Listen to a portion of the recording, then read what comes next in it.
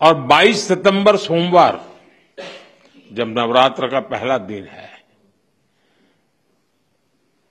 और ये सारी चीजों का मातृशक्ति को संबंध तो बहुत ही रहता है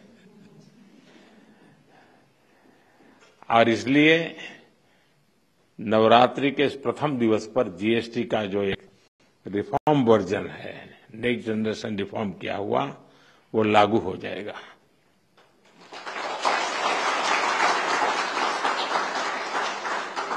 यानी नवरात्रि से ही देश के करोड़ों परिवार की जो जरूरतें हैं वो और अधिक सस्ती मिलनी शुरू हो जाएगी।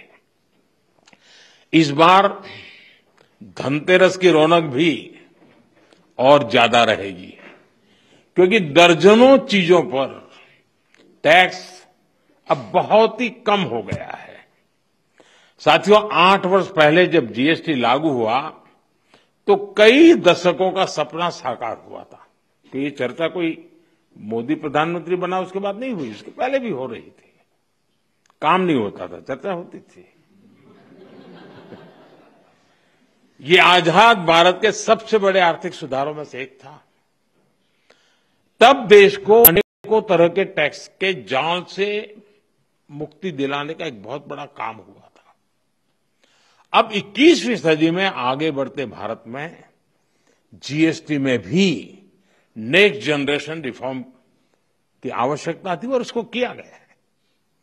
मीडिया के कुछ साथी इसको जीएसटी 2.0 के रूप में कह रहे हैं, लेकिन असल में ये देश के लिए सपोर्ट और ग्रोथ की डबल डोज है।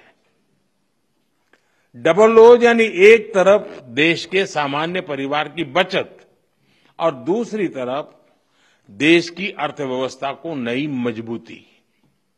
नए जीएसटी रिफॉर्म से देश के हर परिवार को बहुत बड़ा फायदा होगा।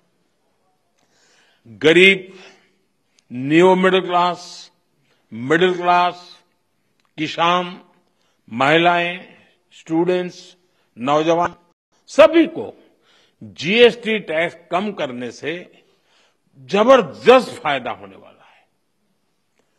पनीर से लेकर के शैम्पू साबुन तक सब कुछ पहले से कहीं सस्ता होने वाला है और इससे आपको महीने का खर्च, रसोई का खर्च भी बहुत कम हो जाएगा। स्कूटर, कार पर भी टैक्स कम कर दिया गया है। इसका बहुत फायदा उन नौजवानों को होगा जो अभी अपनी नौकरी शुरू कर रहे हैं। जीएसटी कम करने से घर का बजट बनाने और अपनी लाइफस्टाइल अच्छी करने में भी आपको मदद मिलेगी। साथियों, कल जो निर्णय हुआ ये कितना सुखद है, इसका असली प्रभाव तब और पता चलेगा जब आप जीएसटी से पहले के टैक्स दरों को याद करेंगे। कभी कभी क्या होता है, पता ही नहीं रहता है कि अच्छा पहले ऐसा था, और इसलिए कभी कभी पहले की चीज याद करते हैं तब पता चलता है यहां से यहां चले गए। अब आपके घर परिवार में भी बच्चा 70 मार्क लाता है स्कूल में आपके यहां और 70 का 71, 72, 75 करेगा, ध्यान नहीं जाता है। लेकिन हम 99 कर लें तो तुरंत जाता है कि हर कुछ कमाल है इसने।